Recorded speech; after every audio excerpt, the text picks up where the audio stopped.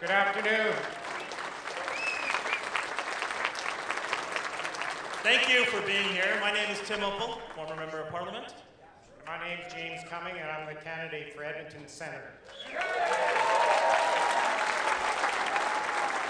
And I'm the candidate for Edmonton Mill Woods.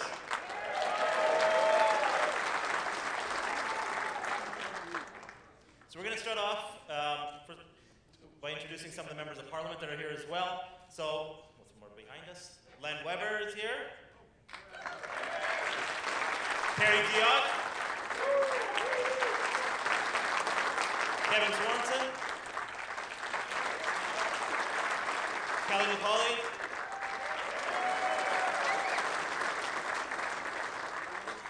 We've also got Gerald Soroka, who's the Yellowhead candidate.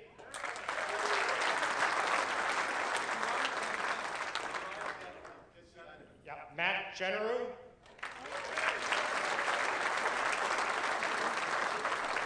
Shannon Stubbs. Mike Lake. And Gerard Dattel. And I want to give a special recognition to who was the MP in Edmonton Centre who did a hell of a job for Edmonton, Laurie Hahn.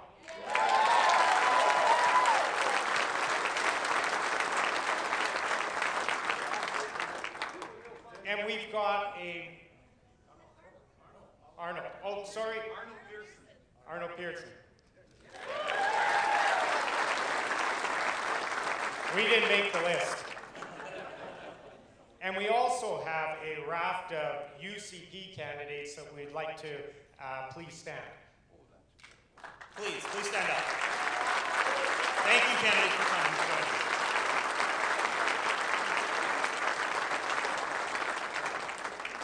So Tim and I were out this afternoon in Nisku, where there was a massive convoy, 2,000 vehicles plus, I would say.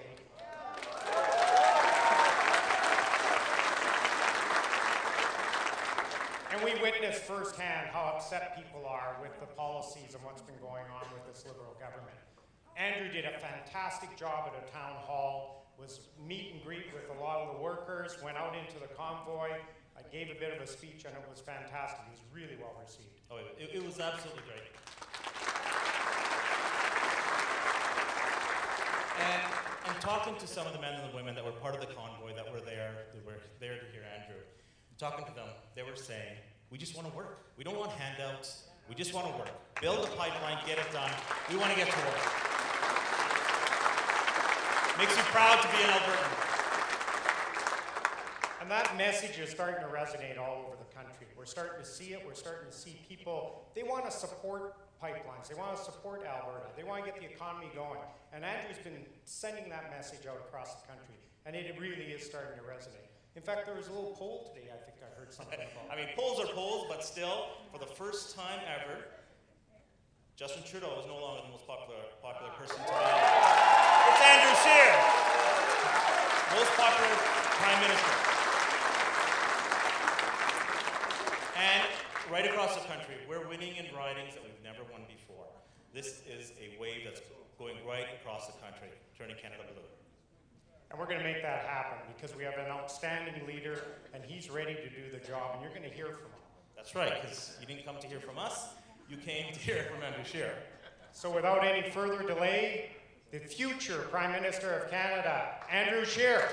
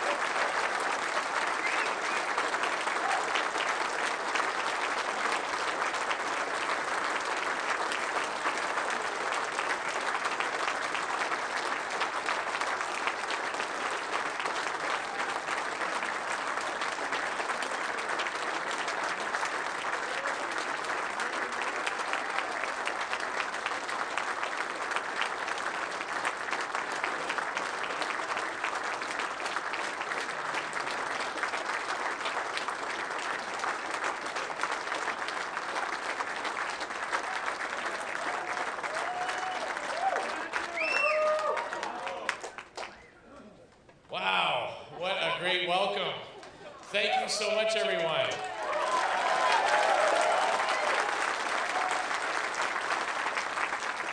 It is so good to see such a great crowd here this evening, and lots going on today. Lots going on. I landed at about 11:30 in the morning to get to Edmonton to meet with some people who are affected by the downturn in the energy sector, and I couldn't even get there. I couldn't. The roads were all blocked off. 2,200 trucks participated in that convoy today. So I've got a question for all of you, through you, to the Liberals in Ottawa. After this week's event, with so many grassroots organizations coming out to stand up for energy sector, to stand against policies of a Liberal government that are designed to keep the oil and gas in the ground. A policy that is designed to cut off our ability to grow a sector that has provided jobs and opportunities for hundreds of thousands of Canadians from every single province. Yeah. We've seen them come out in Calgary, in Grand Prairie, today in the Leduc area, in Edmonton. We've seen them all over this wonderful province. People coming out to show their support for the sector, to show their support for the men and women who have been hit hard by this downturn. And you know what? None of them got paid to be there. There was no foreign-funded group that were paying activists to show up.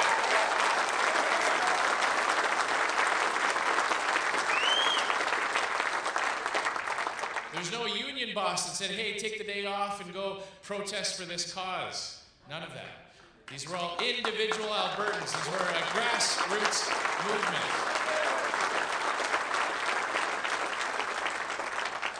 So, to the Prime Minister, to Justin Trudeau and his Liberal friends in Ottawa, I want all of you to help me ask this question. Can you hear us now?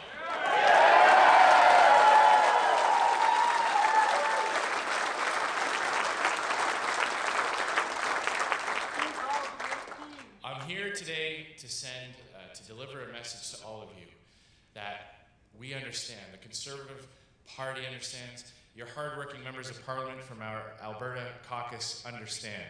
We know the hurt that is going on here because you're our friends and you're our neighbors and you're our family. And my riding's in Saskatchewan, Regina Capel. And how many people here from Saskatchewan? I see a rider hat right here. That's fantastic. We won't talk too much football. We'll keep it friendly. I'm from the riding of Regina Capel, and we have a steel company in our backyard that makes the pipelines, makes the steel for the pipelines. Everest Steel. We have so many small businesses throughout the area that do servicing for the energy sector. We have so many people that leave and come to Alberta in the many years ago that would come here for stints, work a few weeks on and off, or a few months or a few years. This has been the lifeblood. This energy sector has supported so many communities. Every time I fly through Toronto, Calgary, and Vancouver, I meet people from all over Canada, from Atlantic Canada, from rural Ontario, from Quebec, from BC, and they come here for periods of time for work. And this energy sector has supported all of Canada. It's not just an Alberta issue. It's not just a Saskatchewan issue. It's not just a Western issue. This is a Canadian crisis, and Canadians deserve a Prime Minister that treats it that way.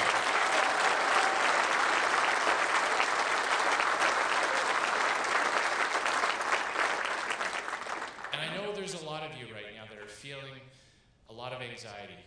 We're heading into some pretty difficult months, and we all know that 2018 was tough. 2019 right now looks like it might be tough again. And I know that there's a sense that there's a lack of understanding right now, certainly on the part of the federal government. But I want you to know that Conservatives in every single part of this country are fighting for you. All our caucus. It's not just our Western caucus. And I want to highlight someone who's here with you today, because you need to know something. All Albertans and all Saskatchewanians need to know this, that it's not a problem with Canada. It's not a problem with Canadians. It's a problem with the Liberal government and their inability to stand up and champion our energy sector and the men and women that are living forward.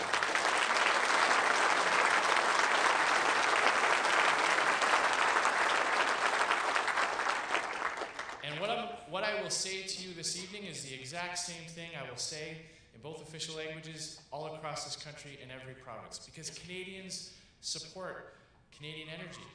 There's a poll out today. The vast majority of Quebecers want to purchase energy from Western Canada. They would rather have Canadian energy.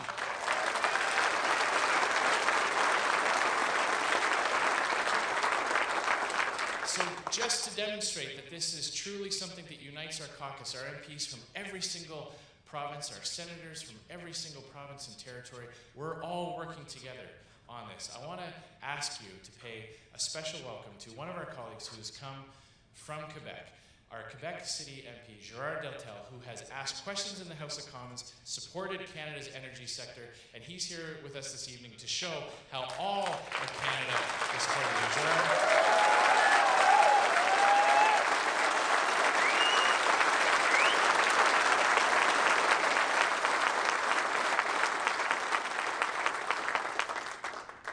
We're about to head into, as I said, a bit of a difficult time, but I want you to know this about 2019.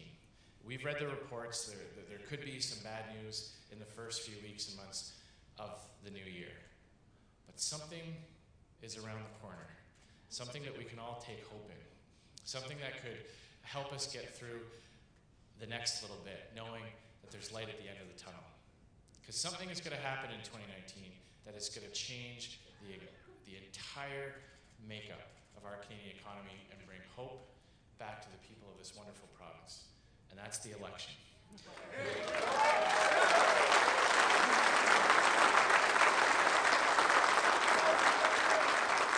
Because in October of 2019, Canadians will have a clear choice.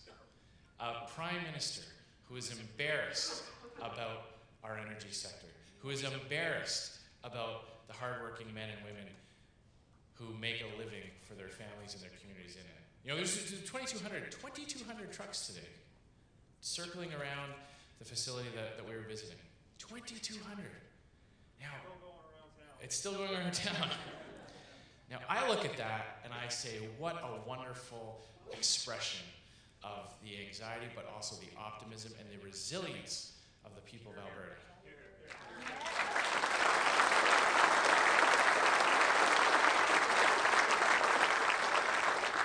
Justin Trudeau looks at that and probably wants to order a gender impact analysis on what happens when all those people come in. That's the big difference. But I gotta tell you, I'm sick and tired. I'm so sick and tired of groups talking down our energy sector. I'm sick and tired of people talking down the innovation that has gone on in the oil and gas sector in Alberta. You know, Alberta is not the easiest place to make it. We have a lot of challenges in our way. You know, Western Canada in general. It's colder, longer. You got to get that crop off a little bit earlier than in other parts of the country. We've been blessed with natural resources, but some of them are a little bit tougher to get out of the ground here than in other places around the world.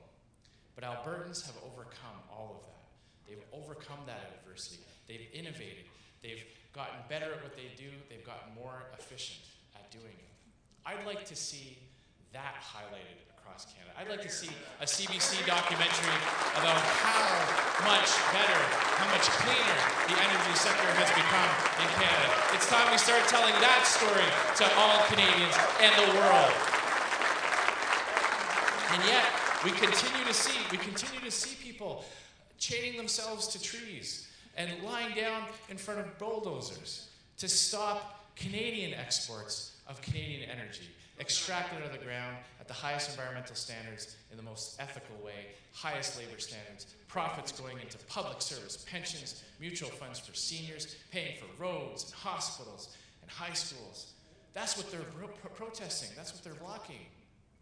I don't see them lining up and down the St. Lawrence trying to block tanker after tanker of foreign oil from countries like the US, Algeria, or Saudi Arabia.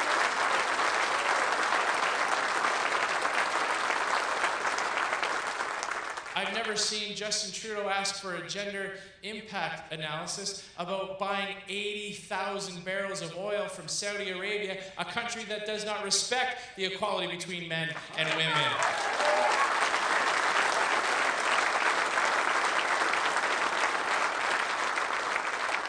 All that can change in 2019. All that will change in 2019, because in 2019, Canadians will have an opportunity to vote for a conservative government. A conservative government that will start day one, first piece of legislation, will be entitled An Act to Repeal the Carbon Tax. That's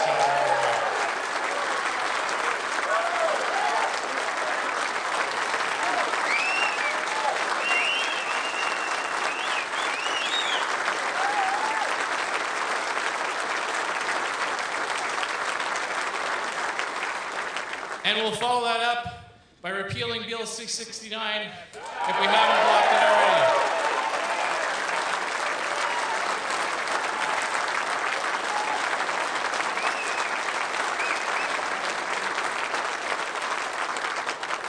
Because we know that nothing drives people crazy.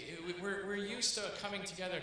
We're used to, as Canadians in general, Albertans here tonight in particular, we're used to working together to overcome adversity. When a natural disaster hits, people rally together. You know, we don't need government to tell us to do that. We don't need a government official to come along and organize neighbors helping neighbors. We do that naturally. We've overcome so much adversity. We, as communities, as a province, as a part of this country, as a country in general, we've done that. When market forces around the world lead to recessions and tough times, people help out. People take care of those who've been affected by a downturn. And innovators and entrepreneurs find a new way of doing something. But when those threats, when those things that cause us extra trouble, when those hurdles are put in our way by our own government, that's when it really feels like we're being kicked while we're down. That's when it really feels like this government is out of touch and not listening to what's going on out here.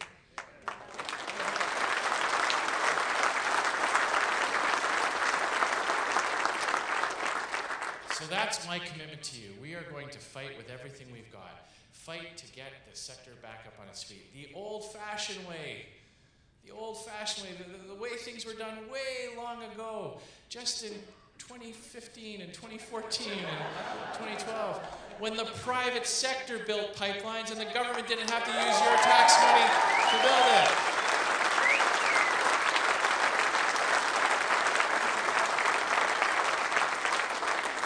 Major pipelines were built under the previous Conservative government, increasing the capacity of this country to export our energy by over 1 million barrels a day. Four were approved and built. And under this government's watch, under Justin Trudeau, there were 3 major pipelines on the books. Northern Gateway, which would have opened up deep water ports and opened up access to Asian markets. Gone. Vetoed.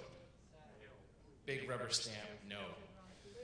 Energy East would have brought Western Canadian energy to Eastern Canadian markets, displacing foreign oil and reducing our need to import. Double standard imposed on that. Goalposts move further back. Only industry in Canada that has to account for both upstream and downstream emissions. No other industry has to do that. That was a deliberate choice by Justin Trudeau. Trans Mountain. Well, Justin Trudeau would have you believe that he's a tough negotiator. You know, he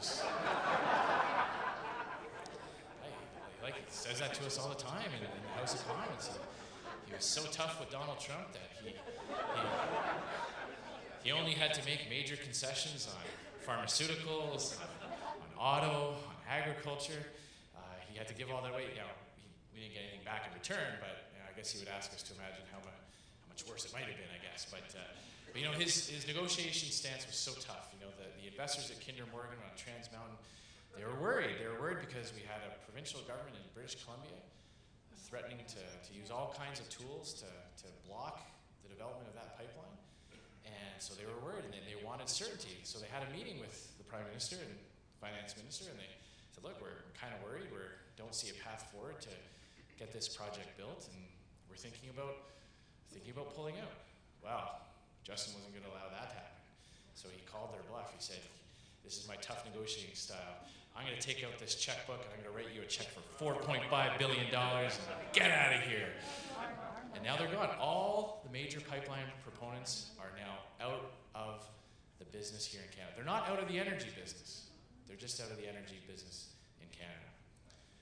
That's not the only thing that's facing this country. We've got massive deficits. Deficits that are adding more and more to the burden of your tax dollar, going more and more to pay just the interest on that debt. $30 billion this year. The budget was supposed to be balanced in 2019. Remember that? Remember the budget was going to balance itself in 2019? So I guess we've learned pipelines don't build themselves, budgets don't balance themselves. But we know who's going to have to pay the bill for that, and that's you. You, my kids, my 5 kids, their grandkids. This Liberal government is putting a bigger and bigger burden on taxpayers to pay for out-of-control spending. No plan to get back to balanced budgets. And we know as conservatives that higher taxes today mean, higher deficits today mean higher taxes tomorrow. And a conservative government will get government spending under control. This country does not have a revenue problem. We don't need new taxes like the carbon tax. It has a spending problem. We need this government to get its spending under control.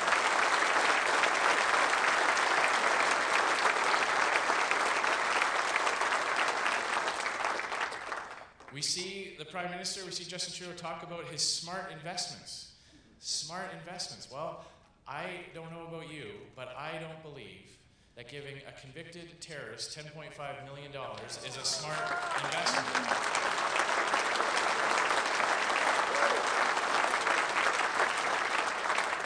Tweeting at a US celebrity to give $50 million to impress some celebrity friends, I don't believe that that's the proper way to go about allocating your tax dollars.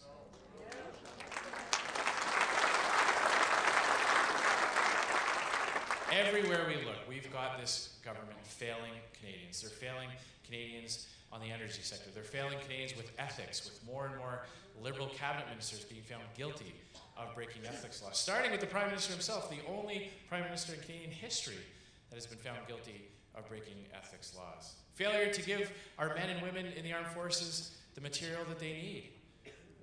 We had a plan to update and give men and women in the airport the very best in terms of new equipment.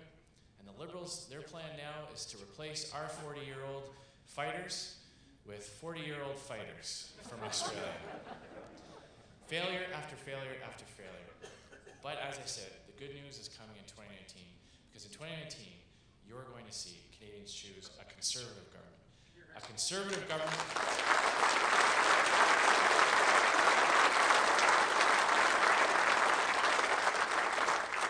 A conservative government that puts people before government, that realizes that when government is limited, opportunity is unlimited, that knows that the true power of resiliency and the best way to lift people out of poverty is to have an economy that grows, that understands that you don't need to lift some people up by tearing others down, that doesn't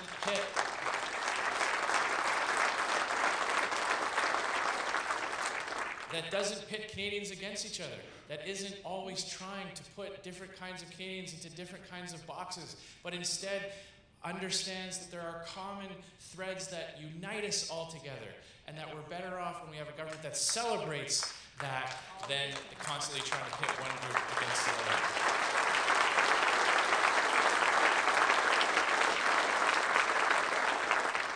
So, for the next 10 months or so, my commitment to you is I am going to work like I have never worked before to get this message to all over Canada. There are 3 seats here in Edmonton that the Conservative Party needs to win back. 3 seats. We've got some of the candidates in the room here with us this morning. We've got Jimmy, we've got Timmy.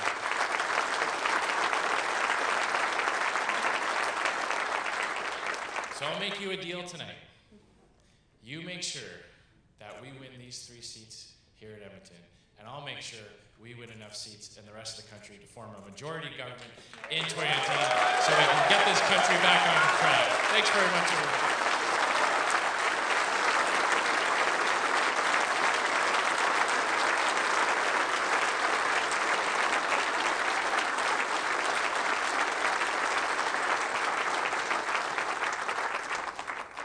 Thank you, Andrew. That was great. Really appreciate that. Ladies and gentlemen, we're going to have an opportunity to ask Andrew some questions. So what we'll do is we'll split up. We'll work both sides of the room, so I'll start over on this side over here.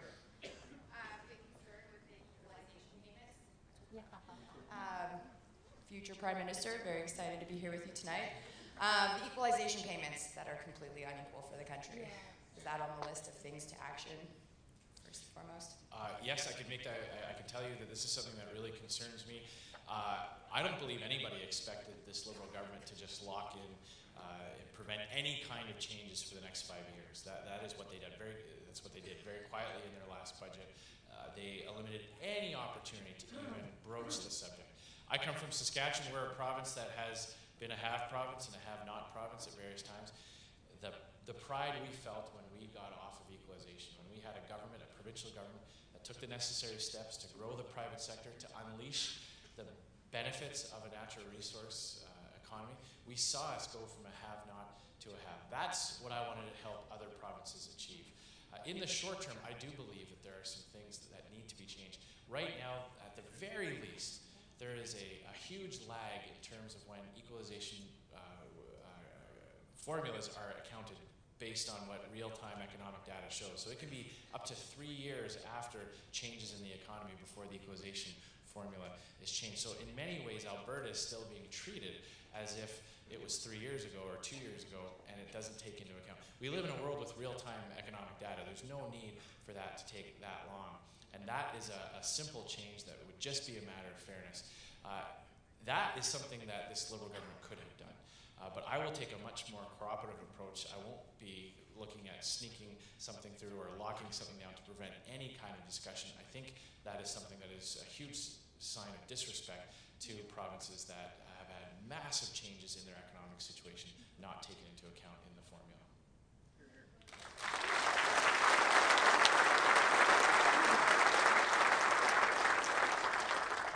Andrew, my name is Don Makwich. I'm a pharmacist, and this is a health question. We're experiencing, because of some Health Canada policy, drug shortages across this country. So what happens is the moment you have pan-Canadian pricing that drops the prices so low that the manufacturers say, well, I can sell it anywhere in the world, why would it? So we've had a big difficulty across this country getting regular medications. Simply bad policy. In Alberta, we're lucky. We have great scope of practice, we can accommodate it, but my colleagues across the country have a big problem.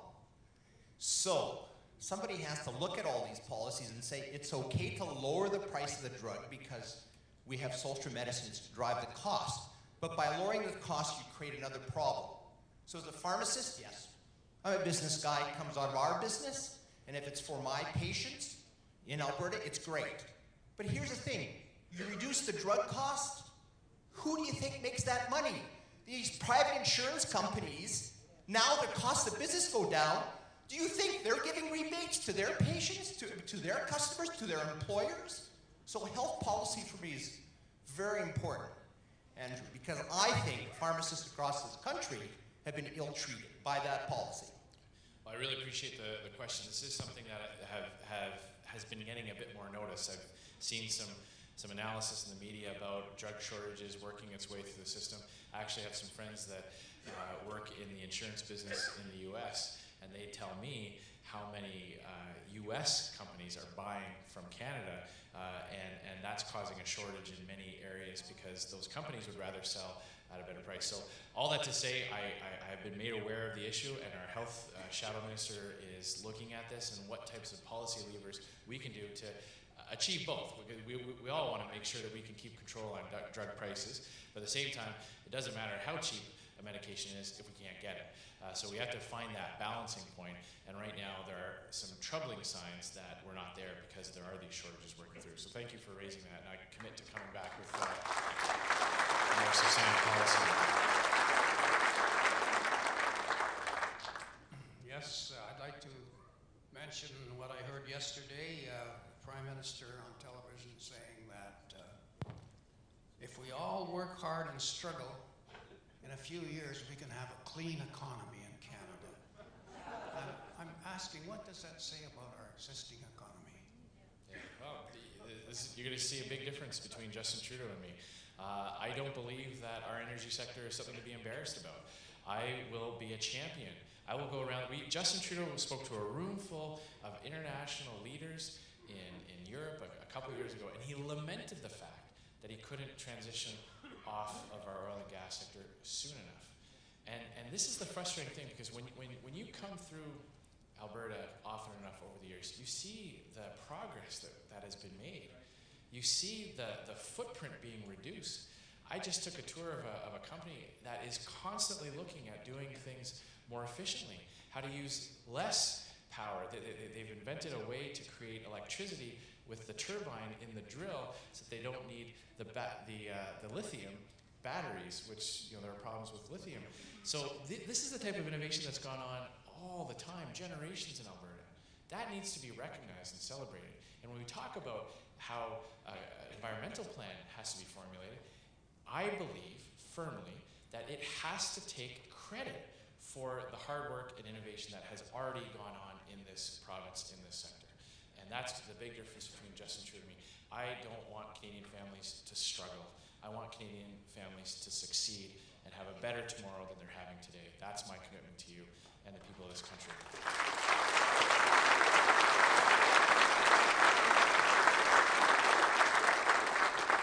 Hello, Andrew. I'm very pleased to have you here in Edmonton. I have a question for you. I'm very, very concerned about the UN Pact for Migration that was just signed December the 10th in Marrakesh. It was done very, very sneakily. The main media, no one is covering that.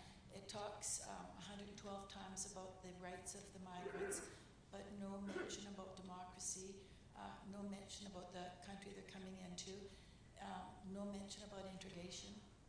Please tell me what you can do about this. Well, thank you for that. And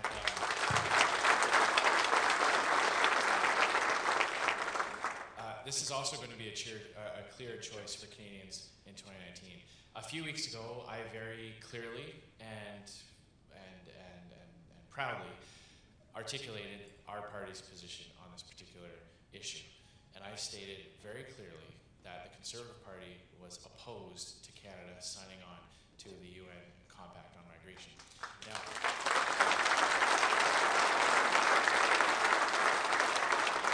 this is a typical tactic of those on the left, though, because I stated the case for why we were opposed to this agreement.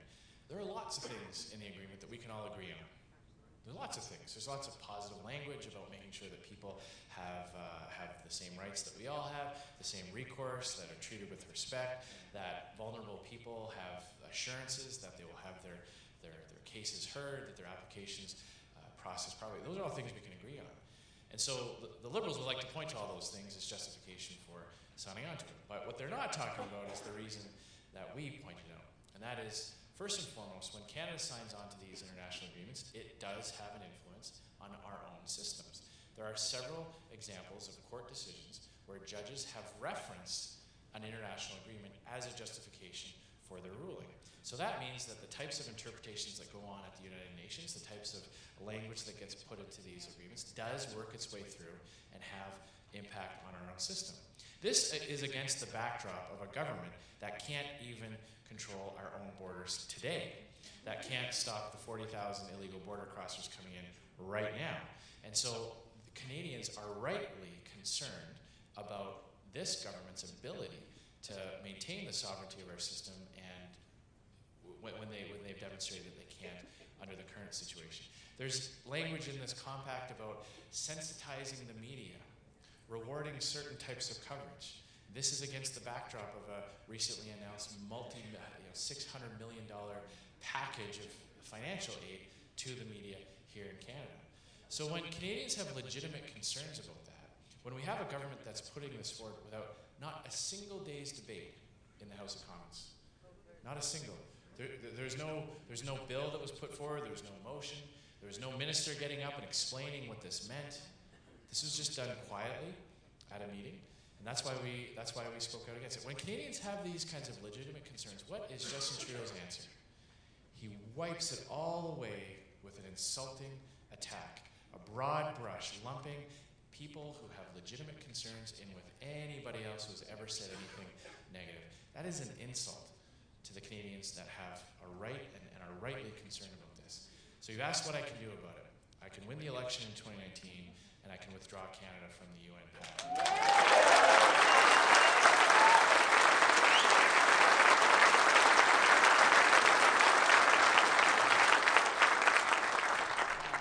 Prime Minister Andrew, I know you have hinted a little bit about immigration, and I'm first immigrant to this country. I'm proud father of 2 boys who was born here. I have 2 boys born in Africa, and I'm trying to bring them here in the right way, in the right procedure. I know you're already Prime Minister beforehand. As for me, what do you think about securing our border and about bringing people from outside? Like, let's say,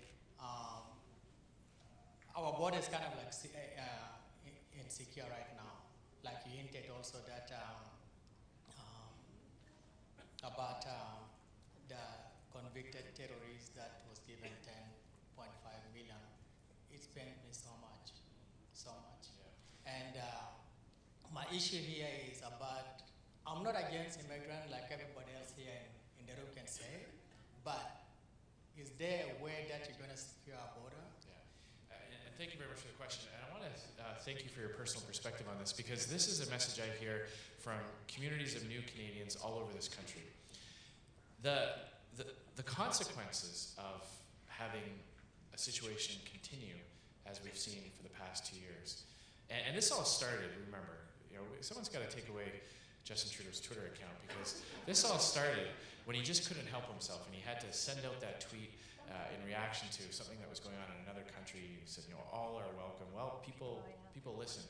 And the consequences of that are that people who are trying to come to Canada the right way have to wait longer. And that is the sense of frustration I hear in new communities, communities of new Canadians all across the country.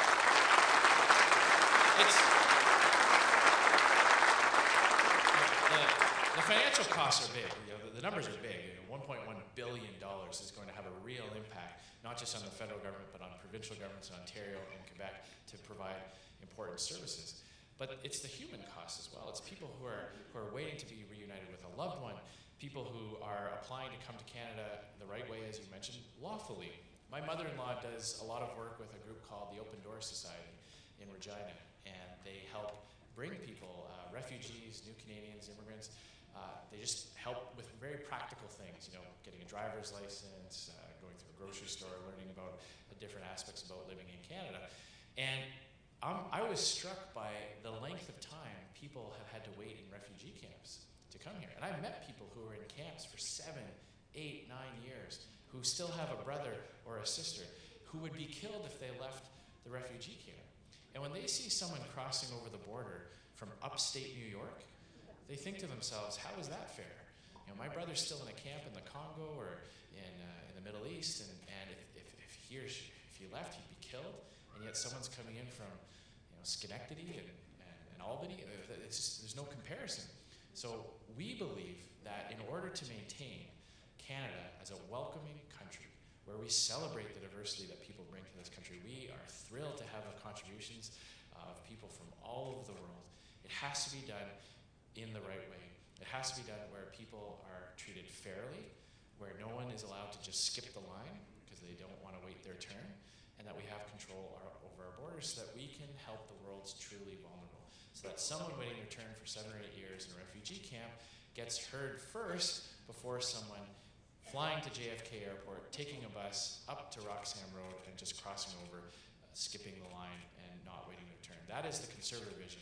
Lawful, orderly, and compassionate immigration that treats people fairly.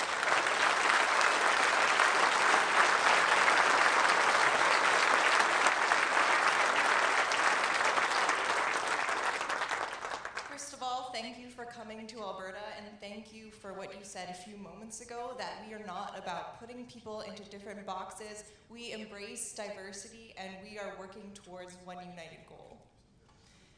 So I'm pro-life, and as you've said times before, you are as well. Frankly, Justin Trudeau's intolerance towards pro-life women is appalling, and pro-life Canadians in general. Lately, we've seen him repeatedly tell Canadian women how to think or what to do. And he even blocked a young female MP from chairing a parliamentary committee earlier this year because she disagreed with him on the abortion issue. Now, when you replace him as Prime Minister, would you allow pro-life MPs to bring forward private member bills and vote their consciences and continue our record as a united Big Tent party? So thank you very much for the question. And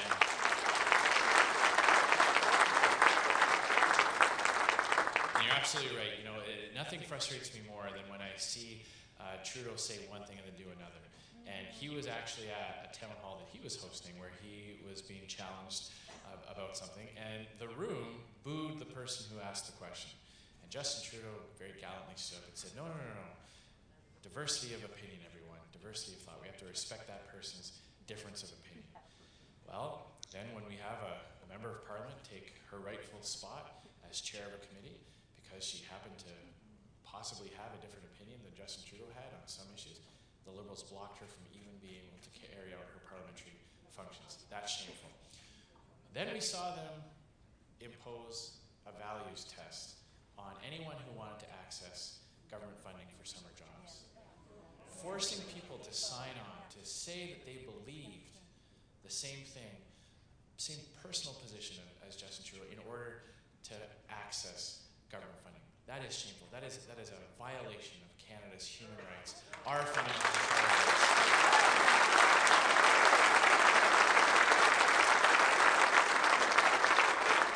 So I have always been very clear on this issue that as Prime Minister, it's my job to, as leader of the party, it's my job to find that common ground between all different kinds of conservatives. And in that respect, I've made the very clear commitment not to reopen the debate in Parliament on these issues. But I have also said that I absolutely respect the rights of people to hold different opinions, not to demonize people who have different views on different issues. And I've always said that conscience rights have to be protected, and that does include individual members of Parliament as well. So thank you.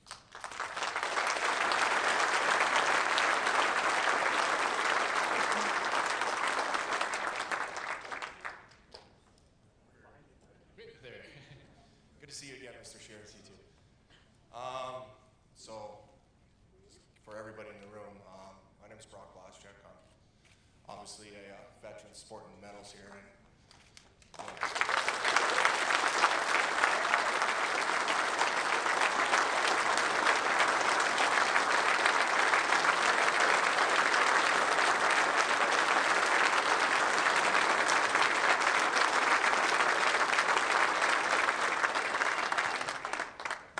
So first off, I want to welcome you to Edmonton. You know, I was born here, so this is my stopping ground, my home. So welcome, welcome.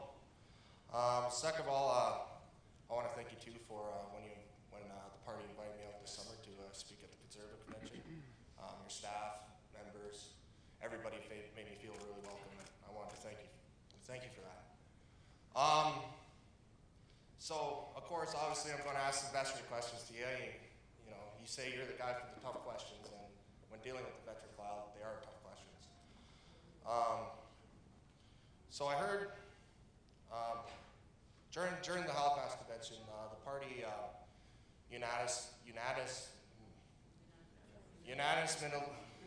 that word right there.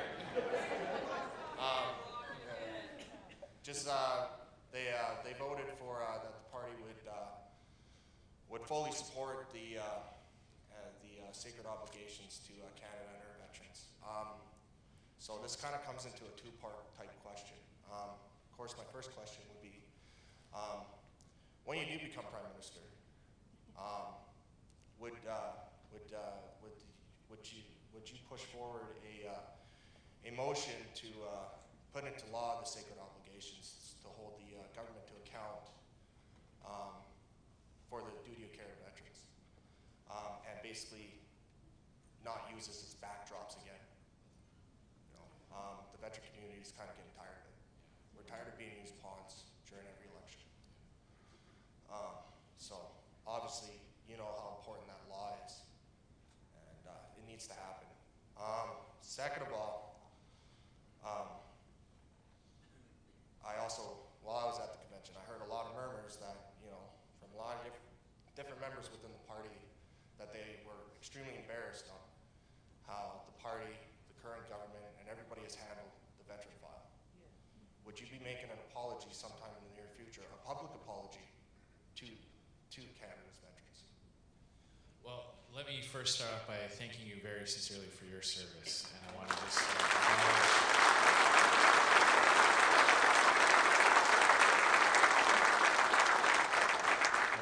acknowledge the sacrifice that you've made personally, and everyone who's ever put on the uniform and put their life in harm's way for this wonderful country.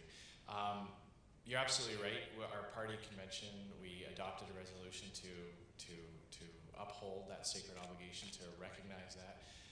And that requires teeth, that requires substance, it requires having legislation that actually puts that into practice, so that we don't just have speeches and photo ops and then we actually get results.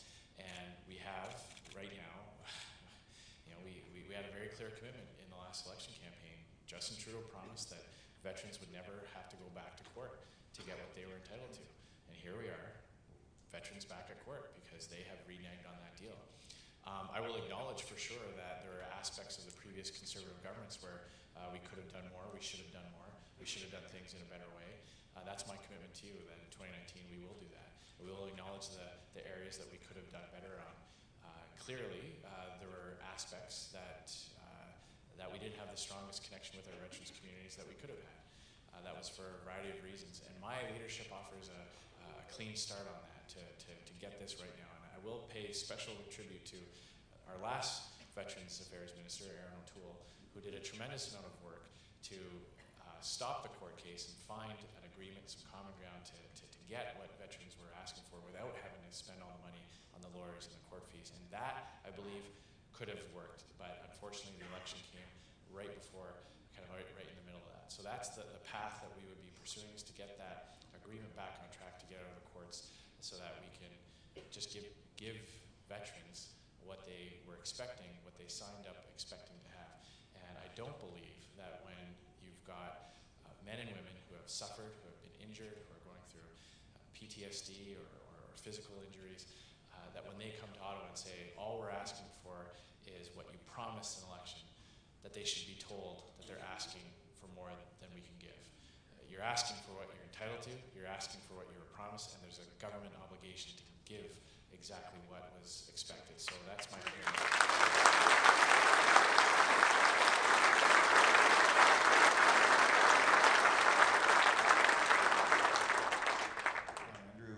My name's Don McKenzie. I just got back from 2 years of working in Regina on the bypass. Oh, at the bypass, okay. You know, thanks to Rachel Naughton and Justin Trudeau, things sort of went for poop over here. So I had to go and make some money over there. Well, I've got three things. Number one, I stopped by your office about 6 weeks ago, dropped off a letter about how you might be able to get some seats over in the East Coast. Okay. Haven't heard from you yet. I haven't been back to my office yet. Phone number's on there. Feel free to call. Okay. Number two, I want to talk a little bit about addiction. And if, you know, a lot of folks know about addicts. A lot of them have them in our families and whatnot. And in our Canadian family, we have one really big addict. And that addict, we've been enabling that addict for over 50 years. And we keep shoveling them money. Last week, our Prime Minister kicks us in the teeth yet again. Next day, he gives the addict more than another $1 billion. I'm tired of it. And lastly,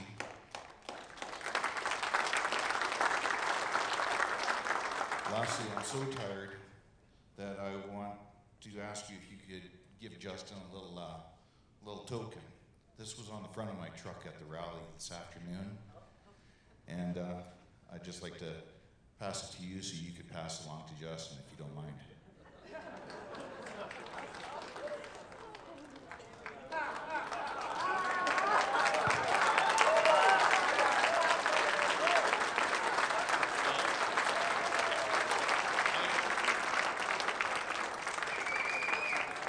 going to disagree with you there. I'm going to disagree with you in that sentiment. Yeah. Well, I'll fight for the issues that prevents that from needing to take place. That's the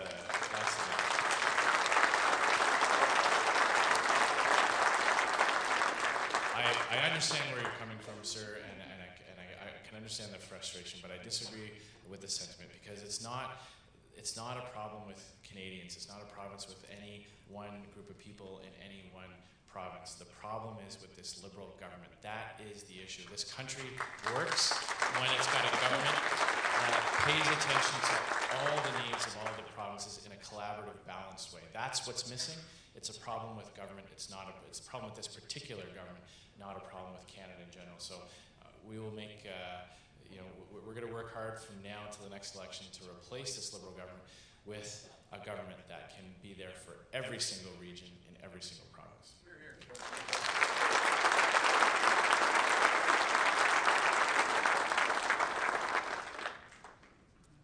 Mr. Andrew Shearer, great to see you.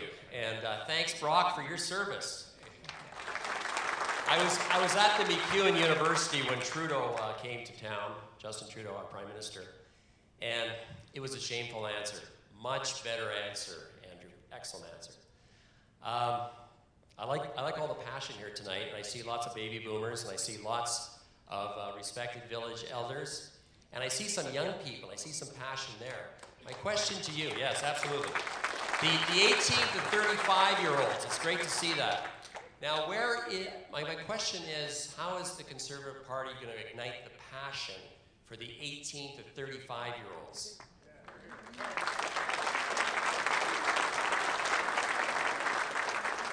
I can tell you that it's happening. I mean, I just did a town hall at Ryerson University in Toronto. We had hundreds of people there, young people. Young people don't like the idea that they're going to have to inherit a credit card bill from the previous generation to pay off their entire working life. They're starting to realize that. Young people recognize authenticity as well. And when I talk to young people who voted, some of them have told me they voted for Justin Trudeau in 2015 because they thought that he was actually going to do something about the things he said. And they see how phony it has become. And now they're open to our message. And we can offer them things that provide a better future. The thing that is really causing anxiety for young people today that we have an opportunity to really show how we're different. And that is the sense that they will not be better off than their parents. And when I think about generations in Canada, it's always been that expectation that the next generation has it even better than we have it today. I think about my mom. My mom grew up on a dirt road in Mississauga and Cawthra Road in a suburb of Toronto that at the time was farm fields and undeveloped areas. My grandfather worked at Massey Ferguson. He had a blue-collar job. They had a 2-bedroom house and they had 9 kids. 9 kids. They had a boys' room and a girls' room, and Grandma and Grandpa stayed in the living room. They slept in the living room. And my mom was the first one to get a post-secondary education. She went to St. Joseph's Nursing College, became a nurse. And her generation, her siblings, some of them got post-secondary, but they all had a better quality of life than their parents had. They were all able to buy homes and give their kids, road trips in the summer and hockey. And now my generation, the cousins, 20-some odd of us, we've all had the opportunity to go on to university, to get skills, to have it, even more opportunities than our parents did, our grandparents. So there's this constant progression that life is going to get better. That the financial stability is going to be there. Now we have 20-year-olds, 25-year-olds who are looking at it saying, the defined benefit pension plans that my grandparents had, my parents had, that's not there anymore. The dream of home ownership keeps getting pushed out of my fingertips because housing prices go up. This Liberal government has changed rules with CMHC, making it harder to qualify for a mortgage. The cost of living keeps getting higher and higher. Jobs get less and less stable. So there's a real sense of a lack of optimism with the way that the next generation is going to have it. And that's where conservatives can come in and say, yes, we understand that all of that is very real, but we know what the prescription is for it. It's a government that's more efficient. It's a government that celebrates success and entrepreneurship. It's a government that allows the free market to do its thing, that has brought untold riches to billions of people across the world through the history of time, and we can help leverage the power of people, the power of communities, the power of entrepreneurs and risk takers, and we can make sure that that economic optimism comes back. So that combination of authenticity, a real economic message that provides hope for a constant progression of quality of life, as well as a few other things. I'll tell you, one of the policy commitments I committed to during the during the leadership race, I was expecting to get support for it, but I was not expecting to get the support coming primarily from young people. And that is my commitment to ensure that universities in Canada adopt measures to promote and protect free speech on campus. And that is something. So those are the types of policy issues that we can really capture the imaginations of young people. I know there's a lot of people who want to ask questions, but unfortunately this will be the last question because Andrew has 2 more events to get to tonight. So this will be the last question. Thank you, Andrew, for coming to see us in Alberta. And Brock, thank you for your service. I've managed to secure about 9 months' work in the last nearly 4 years now, thanks to some of the Trudeau policies. We can't blame him for the world price of oil, but he's certainly done everything he can to make it worse for us. And I know you're going to be working on that. My question, I have 2. Is there any fear of the new party that's forming in Canada splitting the vote and letting the Liberals sneak in the back door? And my second question is, may we please have our national anthem back?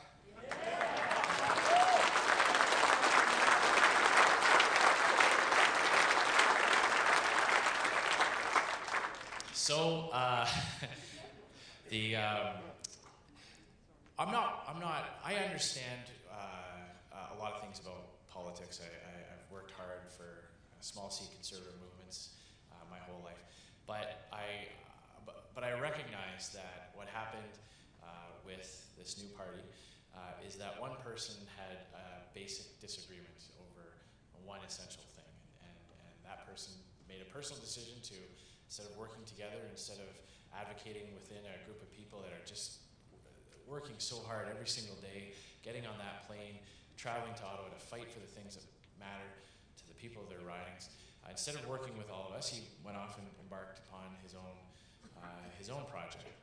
It's his right to do that. Glad we live in a country where that's possible, and glad we live in a country where any one of us at any particular time can get involved and engaged in the way that he has now decided to do. But when it comes to what people are looking for, it's the Conservative Party that is fighting for all the things that he claims to care about. It's the Conservative Party that raised the alarm on the illegal border crossings for the past 2 years. It's the Conservative Party that's been fighting against the carbon tax. It's the Conservative Party that's fighting against Bill C-69. It's the Conservative Party that's fighting for free speech on campus. It's the Conservative Party that's standing up for individual liberties and rights, the rights for people to think, believe, and express themselves in the way that the Charter guarantees them. It's the Conservative Party that fights for free market solutions, that fights against government intervention in our daily lives and in our economy. It's the Conservative Party that is fighting for a strong principled foreign policy that defends our allies and stands up for what is right around the world.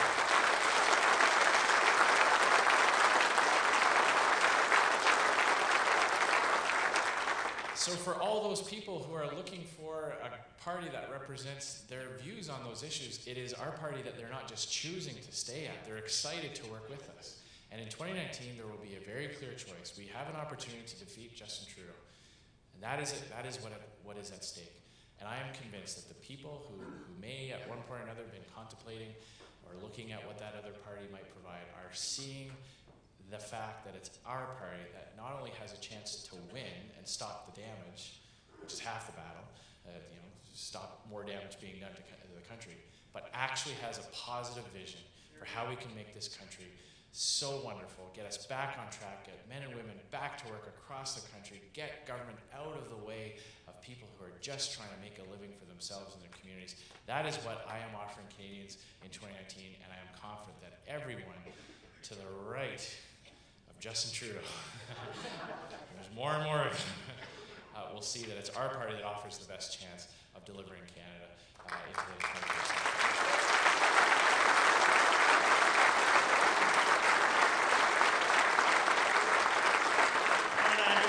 Thank you. Thank you, Andrew Scheer.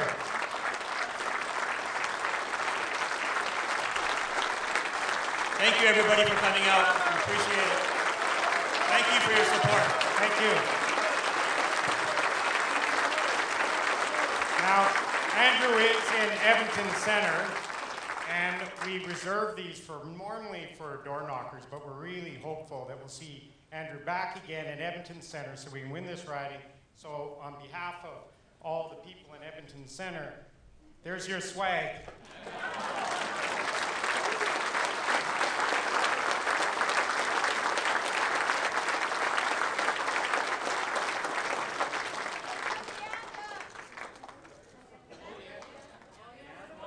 Sorry, I did forget to answer that part of the question. I just want to let you know, sir, on the anthem, I voted against the change.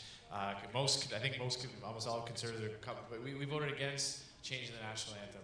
I believe it's the type of thing that political correctness can go too far. And when you see people who are taking down statues of John A. Macdonald, when you see people who want to change lyrics, we would lose our roots and our anchors as a country, forgetting our history and our past if we constantly start changing our symbols, our songs, our monuments. If we constantly choose that to change that, we will cease to be a country that has that connections to the past. I voted against it. I believe that it's your anthem.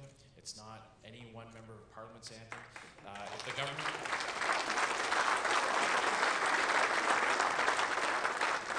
the government wanted to make that change, they should have done it the right way. They used the private members bill with only a couple of hours of debate in the House of Commons. If they truly wanted to do it, they should have done it through a government bill with proper consultation. They should have let Canadians have their say. So that's one of the big reasons, not just on substance, but the way they did it. I believe many Canadians woke up and didn't even realize that it had happened, and all of a sudden their anthem had been changed without any kind of proper consultation. So thank you for bringing that up as well.